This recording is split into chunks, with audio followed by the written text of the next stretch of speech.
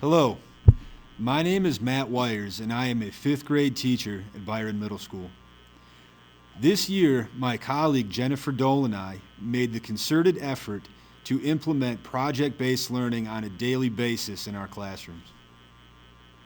This is a story of our year. Where did we begin? We began our journey by looking at the district mission and vision.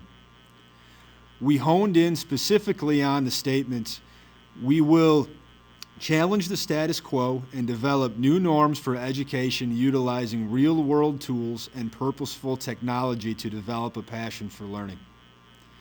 We thought this statement adequately fit our project-based learning philosophy. We discussed with administration the possibility of implementing PBL and quickly discovered that there was an Achievement and Integration grant funded by the Minnesota Department of Education that would help support our vision.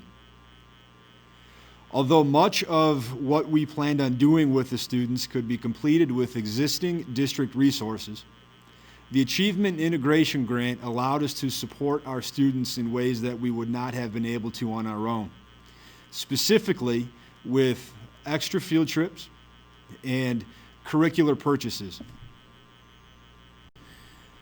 When our curriculum director, Donita Stepan, applied for the grant, we wrote two specific goals for ourselves. The first goal was by the spring of 2017, 81% of our non-free and reduced eligible students will be proficient as measured by the MCA reading and math assessment, as well as decreasing the disparity among these students by 3% or more in reading and math each year. The second goal was by the spring of 2017, 100% of students enrolled in the PBL pilot will create and share college and career readiness portfolios while collaborating with Rochester Public School students. So now that we had the framework for what we wanted to accomplish, we had to ask ourselves, how will we do it?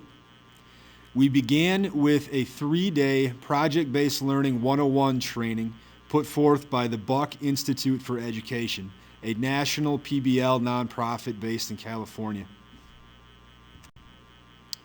This training, along with support from our district technology director, Jen Hegna, allowed us to utilize iPads in a purposeful way to increase student learning. So where have we gone this year? First, let's start with the students. This year, our students have presented on a Kiva project where they raised and lent money to loan to people in third world countries using the Kiva.org organization. We designed Google Sites on specific species that are found at a local environmental center that will be placed on signs around the environmental center for people to visit using QR codes in their smart device. We completed a Shark Tank project that was judged by high school economics students, where students were asked to create a small business plan and implement it. The winner of the Shark Tank was a Byron Middle School t-shirt sale. We collaborated with Oxbow and Zolman Zoo, the local zoo, to redesign habitats for several of the animals. These habitats were presented to naturalists from the zoo. Student perspectives on PBL throughout this year was they feel that you get to learn and do lots of projects. What I know is that you always have to work together. You cannot get frustrated with your group when they are unfocused. You will never be sitting there like, oh my God, I'm so bored. You'll never be like that. This gets you ready for when you are older if you want to have a job where you have to work in a group. And it is learning based off different projects that help kids' minds grow to learn about more things. So the teachers. Jen and I have had several professional opportunities that have been formative for us. We have blogged monthly for edutopia.org. We led a PBL webinar for the National Institute for Student-Centered Education. We presented to the Minnesota State School Board Association. We were guest speakers at Winona State University. And we led a Google Hangout with the Hopdina Technology cohort. We began grading for learning using Mastery Connect. This allowed standards-based grading and for us to continually revisit learning with students until they revisited Mastery. Our math data showed that we were able to predict students' proficiency on the MCA, and this turned into a powerful intervention tool that we plan on scaling outwards into different subjects in future years.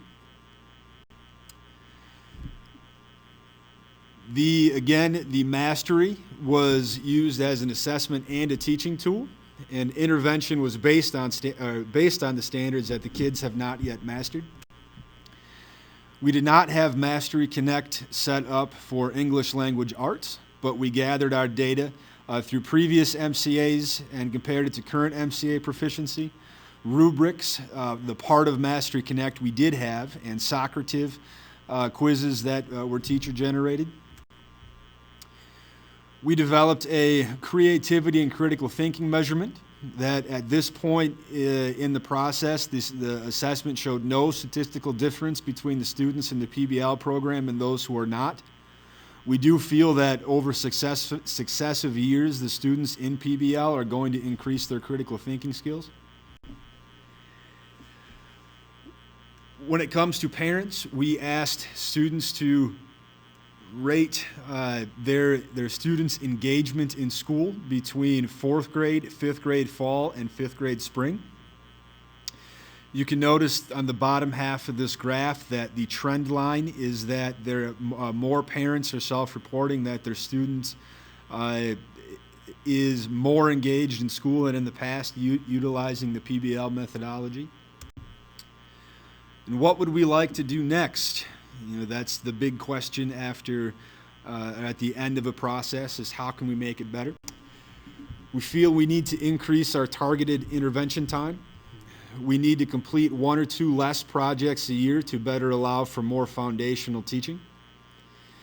We believe that although voice and choice is an integral aspect of project-based learning, at this age we need to be more structured in our choice to ensure that the students are hitting all learning targets that we need them to, and that we need to visit PBL schools around the state for further ideas to hone our program into the best one that it can be. We want to give a special thanks to Donita Stepan, our Director of Curriculum and Instruction, Jen Hegna, our Director of Information and Learning Technology, as well as Andy Petton, our high school math teacher, who crunched all the data for us this year and helped design Mastery Connect assessments. We could not have done this without you. Thank you.